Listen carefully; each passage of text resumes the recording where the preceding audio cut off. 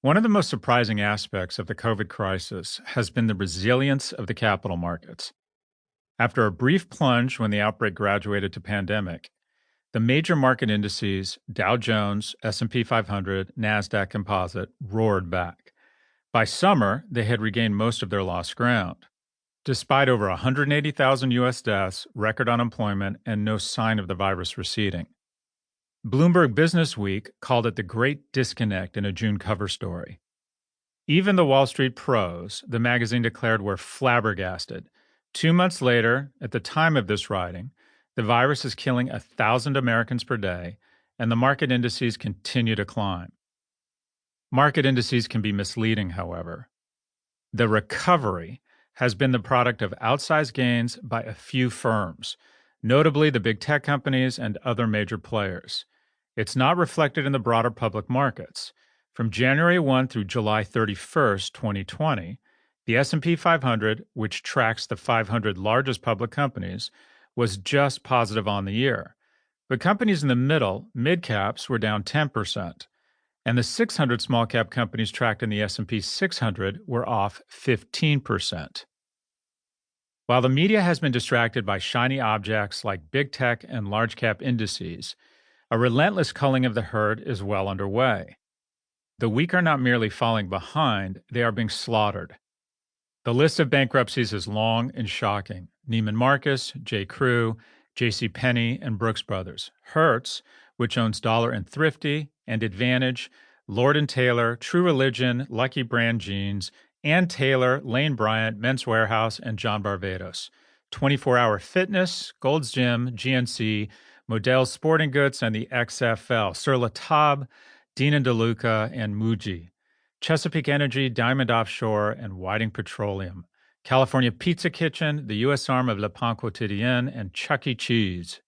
Beach stocks, booking entertainment, airlines, cruises, and casinos, hotels, and resorts are down 50 to 70% on average. This helps explain the strong performance of the market leaders. A firm's valuation is a function of its numbers and narrative.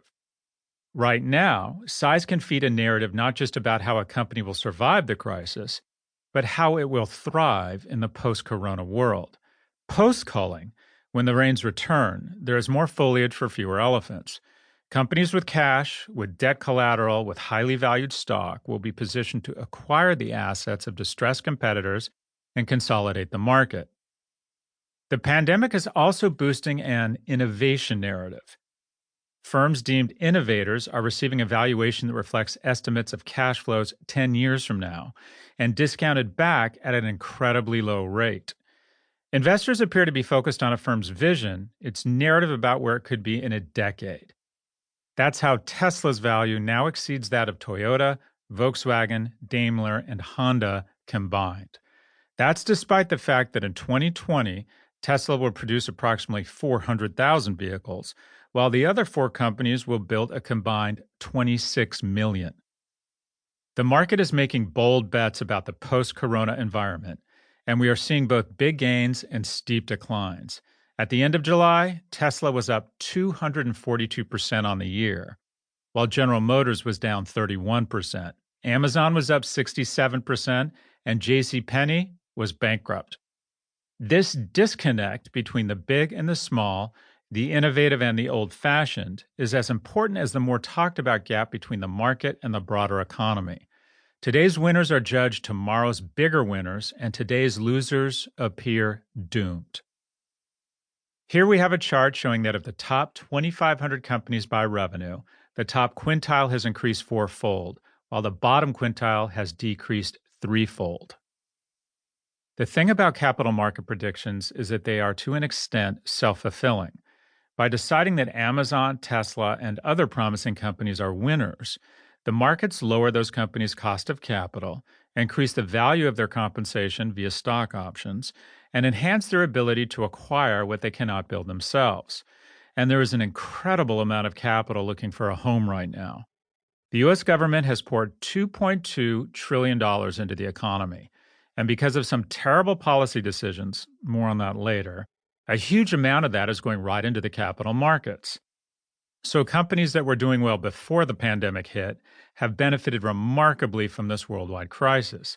They found funding available to absorb revenue losses, bulk up against the competition, and expand into new opportunities the pandemic is opening up.